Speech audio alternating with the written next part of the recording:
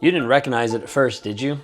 There was a slow shift from laughter to hesitation, from speaking freely to then walking on eggshells, from being you to then showing up and having to be quiet. You used to speak without rehearsing it in your head. You used to wear what you loved, not what he wouldn't comment on.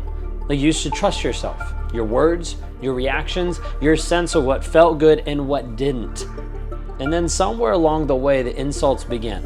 Not all at once and not super loud. At first, they just came disguised as humor. Maybe as sarcasm, as little jabs about your cooking or your laugh or your body or your ideas, all different ways that he would actually put you down, just tiny bits. The way you tell stories, the way you chew, and you laughed too at the beginning. Not because it wasn't funny, but because it felt safer than saying, that kind of hurt. You told yourself that he didn't mean it, that you were probably just being too sensitive. You told yourself that you could be the cool partner, the low maintenance one, the one who didn't make a big deal out of all these things, so you just swallowed it. It might have stung. There was tension. There was a little voice inside of you that whispered, that's not okay. But you buried that voice so many times that it stopped speaking, you stopped hearing it. But I'm here to remind you that it's still there. And it's trying to get your attention once again because of what's been happening in your life. Because you've been living in a house where your spirit has been shrinking. And now it's starting to push back.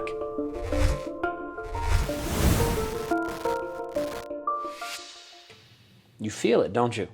There's an ache, a fatigue. There's the question that keeps asking yourself in the middle of the night, why does it hurt so much to be loved by him? That question is your truth trying to come to the surface because deep down you know that this isn't love. Not the kind that actually holds you, protects you and holds you. Not the kind that keeps you safe in your own skin. Real love doesn't mock your voice. Real love doesn't make you feel stupid for sharing your heart. Real love doesn't wait for you to mess up just to pounce on a comment that actually cuts you down even more. And you know this. You've just forgotten. And it's not your fault inside of this. He's been patient with his cruelty, little by little, strategic with his contempt. He didn't start out by calling you names or by being aggressive with it. He started by making you question who you are. Just a doubt, just a little bit. He studied your insecurities, the things that you used to hide, the places where you already were a little bit tender, and that's where he poked. Then when you flinched, he smiled. When you cried, he got quiet. When you tried to explain why it hurt, he rolled his eyes and told you that it was just a joke. Stop being oversensitive. So you stopped explaining. You learned to brace for the next one instead. And little by little, you stopped being yourself. But listen, this part matters. You're not broken because of that. You're not weak simply for adapting to be able to survive. You did what people do when survival feels safer than confrontation with the guy that you're with. You made peace with the pain because somewhere along the way you were taught that love always comes with a little bit of suffering. That the lie he built his control on, that truth, love does not insult you. Love does not confuse you. Love does not leave you doubting your own worth, your own value. And I think somewhere inside of you started to feel that again. That's why you're here. That's why you're watching this today. Searching for something to confirm that your body has known for a long period of time that this hurts. And it shouldn't. So here's where we need to pause for a moment. Just take a breath with me. Because I know you've been holding yours for a long time. Holding it when you walk past him, unsure of his mood, how he's going to react. Holding it when you talk around your friends, hoping that he won't embarrass you. Hoping that and holding it that hopefully when you dress in the morning, wondering what comment he's going to make today. Like you don't have to hold it anymore. You don't have to rehearse your words. You don't have to keep editing yourself to avoid his next dig and his next comment. You can come back to you. Bit by bit, breath by breath, and I'm going to help you do it. So let's be honest inside of all this. There were moments that you almost said it out loud. Like one night where he mocked something that you were proud of. That one time where he made a comment about your weight in front of your friends. That time when he laughed when you cried. You almost said that wasn't okay. You almost asked, why would you say that? You almost called it what it was, an insult, an attack, a wound on you, but you didn't. Because deep down you already knew the answer. You knew he'd deny it. He'd turn it around. He'd make you feel like you're the problem, you're the issue. So instead of standing up for yourself, you stood up against yourself. And that's what hurt. Not just because of what he said, but because of what it made you say to you. Simple things like, maybe I am too sensitive. I just need to toughen up and love him better. Maybe this is just how relationships are. It'll eventually be okay. But it's not. This isn't how love works. This is how fear works. This is how control works. This is how someone chips away at your sense of self, one comment at a time, one eye roll, one sigh, until you're walking through life in a dim version of who you used to be. And that's why it feels so confusing, because some days he's nice and he compliments you. He touches your back when you walk by. He says, I love you. And it feels great. And you want so badly to believe that all these moments are real. But real love isn't real if it is used to cancel out all the pain. Like, kindness isn't real and isn't love if it's only used to keep you hooked under his charm. You've learned to survive on the crumbs he's been giving you day in, day out. And that's not your fault either. You didn't wake up one day and decide to stay in a relationship that tears you down. Like, this would be a great idea. You stayed because it tore you down so slowly, you couldn't tell where the damage began and where it ended. You stayed because you loved him, because you believed in second chances, because you remembered how he used to look at you. And you hoped that that version would eventually come back to you. But if you're being honest now, how long has it been since that version showed up? How long have you been convincing yourself that apology was enough? That the good days were proof? That the last insult really wasn't that bad? Do you know what that really is? That's you just being in survival mode. That's you making peace with the pain so you don't have to feel the grief. Grief for the relationship you thought you had. A grief for the woman that you used to be. Grief for all the little pieces of yourself that you silenced in order to stay with the guy who's been manipulating you. But grief doesn't mean weakness. It means that you're waking up to the reality. It means that you're brave enough to look at the truth even when it hurts. And I want us to look at that together. Let's talk about what those insults have actually done. They've made you question yourself. They made you question your intuition, mistrust your memory. They made you feel like your feelings are too big, too complicated, too much. And none of that is true. You've always been enough. You've just been living with someone who needs you to believe otherwise so that he doesn't have to face his own inadequacy of who he is. And the worst part inside of that is he doesn't even have to insult you out loud anymore to control you. Like, sometimes he just has to go so quiet, raise an eyebrow, look at you a certain way when he speaks. And just like that, you start to shrink, you edit, you freeze, you shut down who you are. That's how deep this goes. That's how he's programmed it. And that's why it's going to take time for you to untangle. But you can.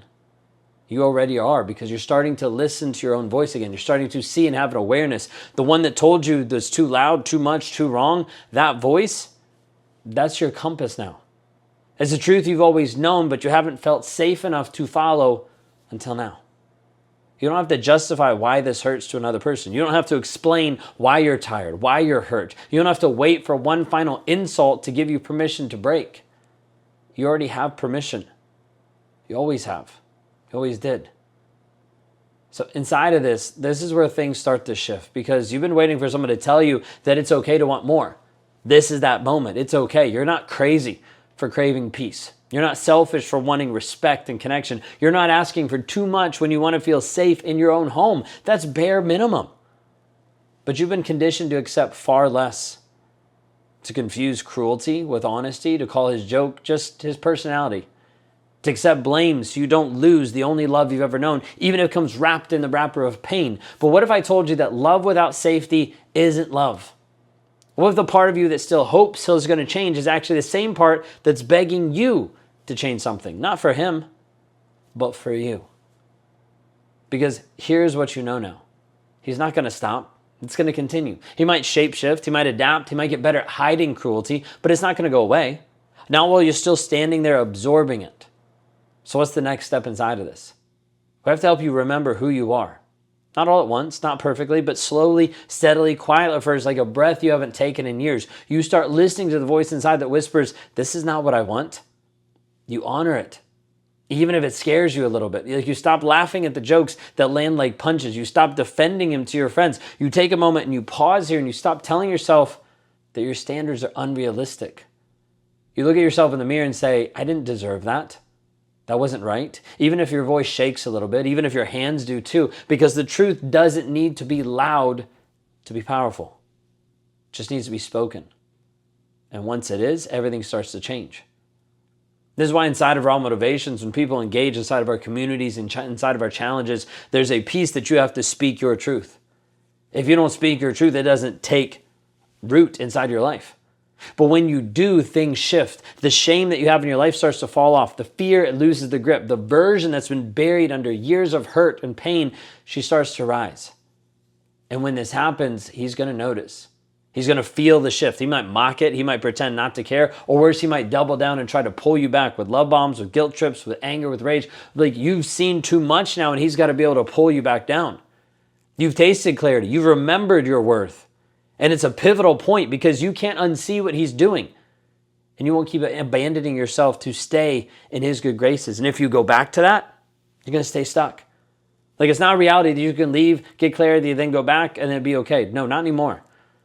Like, this is where it gets even the hardest because you're starting to fight for you. Not because you've been weak through all this, but because you've been strong. Strong enough to stay the course even when it's lonely. Strong enough to stop explaining your pain to someone who's more committed to denying it.